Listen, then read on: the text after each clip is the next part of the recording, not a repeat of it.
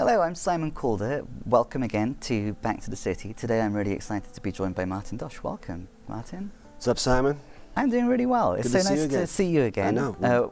I feel like we've done this many times. We've done this many times, and then also recently you came over to my house. Oh yeah, that's right. And one of many things that we'll discuss today is the first new Back to the City in studio session. Yeah. Recorded and mixed and mastered by DJ Yep. Darren Jackson at Homesteader studio. You came in and you did performances of Copy That and If You Strike Me Down from the Tomorrow 1972 record. Yep. And then also a song beyond that called Brief Strut for Ruth. Yep. And some other things that we'll talk about in this conversation include the record Tomorrow 1972, how that relates to how it differs from everything you've been doing before. The first self-titled Dosh record, because it's going to be the 20th anniversary of that this year. Yep. Damage Unreal. Controller, Yep. a new band that you're playing with, other plans for this year, and the Southside Dispatch radio project that you did starting back in March 2020. It's a lot of stuff to talk about. But I think it's going to be across 2 episodes. Yeah. Let's begin with the session that we just did. Sure. I have just here a photo of what you had on Darren's Rhodes, and I'll share that with everyone. What's happening there? It's just a photo of the Rhodes, Darren's Rhodes, which is actually really awesome. Some percussion on top of it. Probably can't see it. And then my notes. So that's me sort of, the way that I sort of work on composing and like tracking all these songs in my head because I don't read music, you know? So I don't have like sheet music, but I have all these songs that are like stuck inside me, and so like the way that I have to sort of navigate like 200 different songs, or maybe not 200, maybe like 100 songs at any given time, is to sort of just know the numbers of the songs that have the samples that are in my sample box that can sort of start the song off. Because there's so many of them, and because I only learn by ear, I have to relearn them every month or so, or else they'll sort of like start to fade away. You know what I mean? The numbers here, what do the numbers relate to? So the numbers relate to the number of in my sample box. So the sampler called it's an Electro-Harmonix 95,000, which is a sort of upgrade. It's the one that Reggie Watts uses for his stuff. But I had one of the original ones, the 2880, which would only hold one sample at a time, and that's what I used with Andrew Bird when I'd play with him, because there's 2 inputs and 2 outputs. And so both me and Bird would send each of our signals into, he would send into one input, I'd send it into the other input, and then all of his violin and whistling and all that crap would go all into his whole rig, and my drumming and my Rhodes stuff would go into my rig. But they were always synced up because I was the one who was like controlling the, like he would count off a tune like 1, 2, 3, 4, and I'd be like, record. And then we'd make the first loop, overdub, and then we'd start overdubbing on top of that. But this new one, the 95,000 thing, is like, it holds 100 different loops in it. And not only just 1 track of loops, but it's like 6 tracks of loops.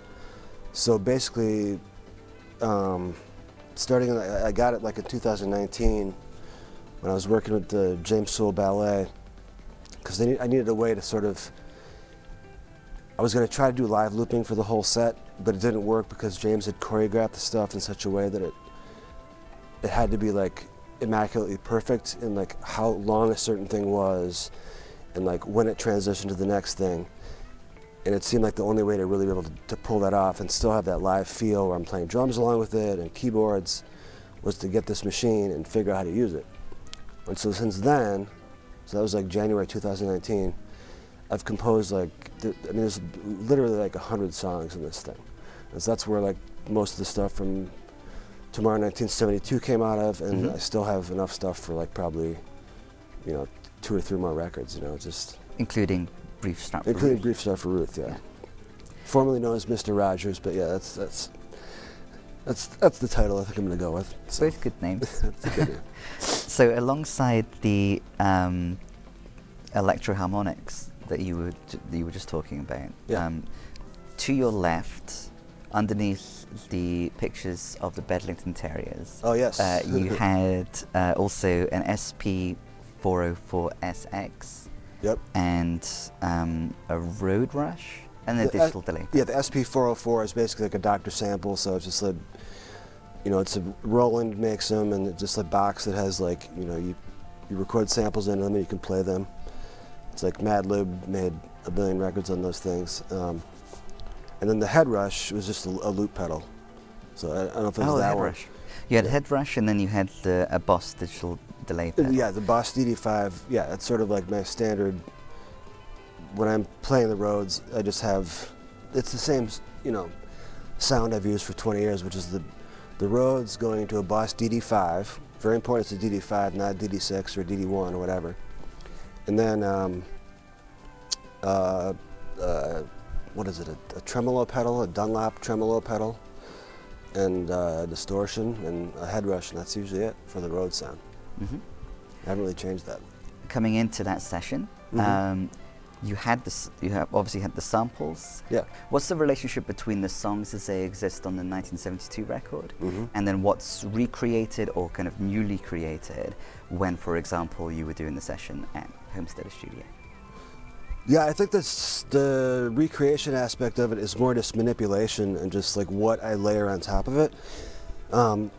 Because the way that I'm doing it now is different than it was, starting in 2002, where like all my shows were based on using the Akai Head Rushes. I had 2 of them for my looping, and those things only hold 12 seconds of a loop, and then you can layer on top of it. So a lot of the sort of early stuff was basically just me actually making a live loop. So, and then I would have my samples that sort of like had a theme of a song or like an arpeggio or something like that. So I'd hit that on my Dr. sample, start going whatever. Then I'd record that into the Head Rush on the floor, start overdubbing it, begin to add drums, add Rhodes. A couple years later, Mike Lewis comes along and Mike's playing sax on top of it. It kind of builds up to a cacophony, and then it cuts back down to because with the Head Rush you can like kill it, and then the first loop stays. And so we kind of built our whole thing on that sort of build up and breakdown.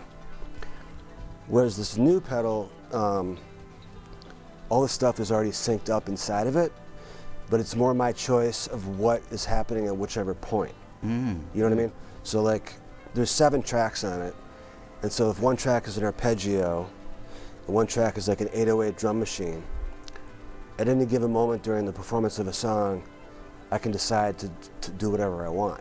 So I can like bring in the 808, okay, I don't want to hear that anymore, like I'll take that down. Okay, here's the chorus. Okay, now I'm gonna play drums. Okay, now I'm gonna play Rhodes. Yeah. So it's more a matter of just like mental gymnastics to like keep track of like what's happening. So it's the same song insofar as you're working with the same ingredients. Yes, the same ingredients, yeah.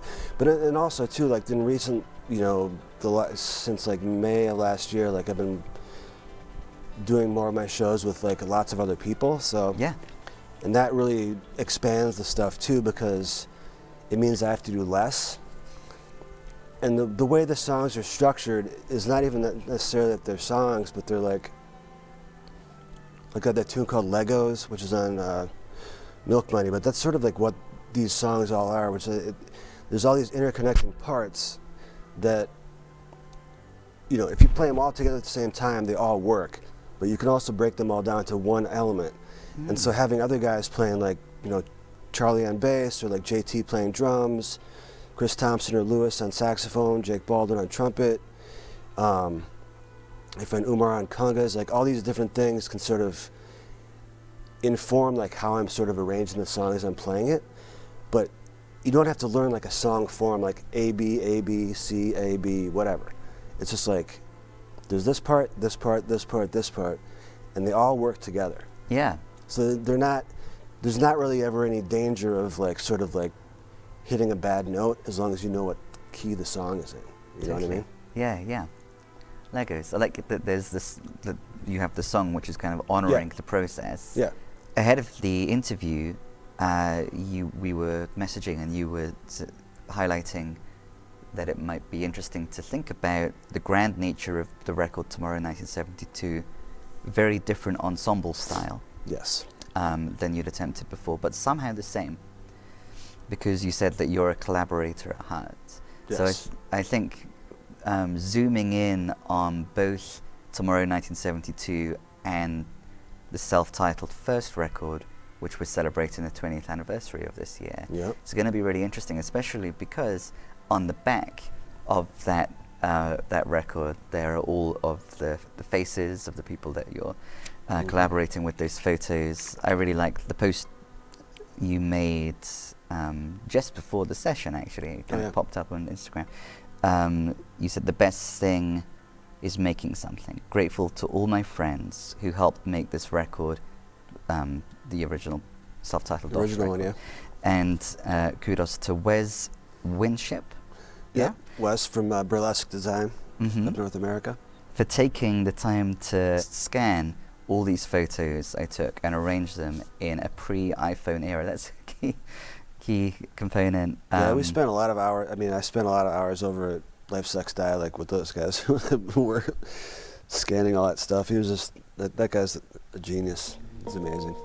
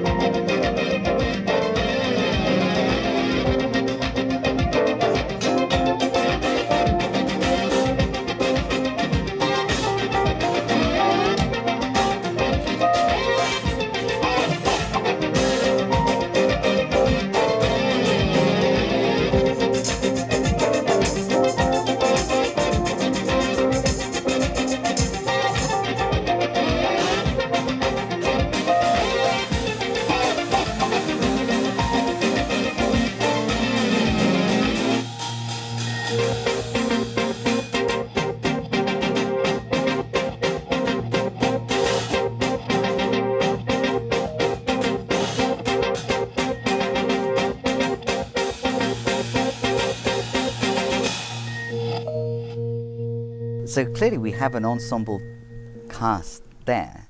Yeah.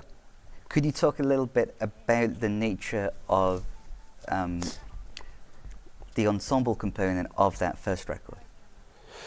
Of the first one, well, yeah, I mean, it's like that wouldn't have happened without because it just there's a couple tunes on there that are just like, obviously just purely my thing, but so much of that record is like totally due to all the people that helped worked on it, like there's that one tune, My Favorite Color's Red. Yeah. Which that has kids that you're teaching drums on it. Yeah, well, no, that's the one. Yeah, my friend Han No, who I haven't seen him in years and years, but he was like, I think he was at the time he was probably like 10, and his brother Shal, who's now a filmmaker living in, I think they're both in Vietnam actually, but and actually Shal's probably in New York, but yeah, like they're like I taught them both at Lake Country School where I worked, and I got to know their parents pretty well. And like, when they would often go out of town for like weeks at a time, and so I would go babysit for them and stuff like that. So I got to know them really well, and they're just, amazing, cool family. Yeah. But so like that song is basically just like, JT cooked up this beat on his Electribe drum machine. All right, so there's the beat. I got that. And, I think I wanted a drum lesson or something that day, but I was just like, hey, you want to record something over this beat? And he starts telling this story. He's like, like, my favorite color's red. It's the funniest thing. And so about this thing with his best friend. They're not his best friend, a friend. Yeah. He's like, he tells him his name. He's like, and I'm a virgin. He's like 10. And, so then we had that, JT's beat plus him, and then Andy was over, because we used to do fog rehearsals at my house, so he was over, and I was like, hey dude, you want to play some keyboards on this? So he played Rhodes on it. This is Andrew Broder. Andrew Broder, yeah. So for that tune, like, I didn't do anything, It was just me sort of, maybe I did play lap drums at the end of it. I think I did. But yeah, the construction of it was basically just like, JT's beat, Juan's like the little, spiel about life, being a 10-year-old, and then Andy playing the Rhodes part, and it's just like, so like that tune that didn't really come from my head. Didn't come from your head, but it came from your commitment to collaboration and connection. Yeah. And some of the other tunes too, like that tune Party Tractor, like that one is like, I did the beat for it, but then everything else in that tune is Andy Broder. So like the whole, the glockenspiel, I played the glockenspiel part, but yeah, all the melody and everything, that's all Andy, so, yeah. How about DJ? Of course, that's Darren Jackson one too, yeah. So I recorded that with Darren I brought my big old, 8-track ADAT over to Darren's studio in Dinkytown, where he was living at the time with City Applewick. Was it? Yeah. And I can't remember how that. What did I have on there? I think all I had on that one was like a basic percussion, sort of like a backbone percussion kind of thing, and he came up with the whole lick. Did a couple takes of it, like kind of panned them, and then I brought that back home and I added the drums later. So that one's also like, Darren wrote that, Yeah, Darren was saying. When I was asking him about that song before coming over, he was saying that at that time, like so many of you would be at the Dinkytowner often. Oh, you yes. play at the Dinkytowner very often. All the time. With the focus on community, connection, collaboration, could you expand a bit on the significance of that place or the scene that was kind of fostered there? And how what role that played in this record coming to be in this way? Well, I think it's probably everything. I mean, that place is like the greatest. I mean, and actually just saw the Vlad and Alex, the guys who sort of opened Dinkytowner. But even going back to before that, like when like James Everest, and his whole thing was really like he was sort of like the bringer together of everybody. So he had these nights over at the front that when I first moved back to town, it was kind of the same thing as the Dinky Towner, except like the Dinky Towner had like, this was like, 5 years later after the front. So it was a bit of a younger crowd, and but just sort of fostering just like the blending of all kinds of different genres. So like it was like there was sort of no like lane that wasn't right to be in. Like it was like you had rap dudes that would go down there, like jazz people that would play there, go down there, hang out there, indie rock people that would go down there, experimental, weird, freak out shit that would go down there. That's a cross-pollination.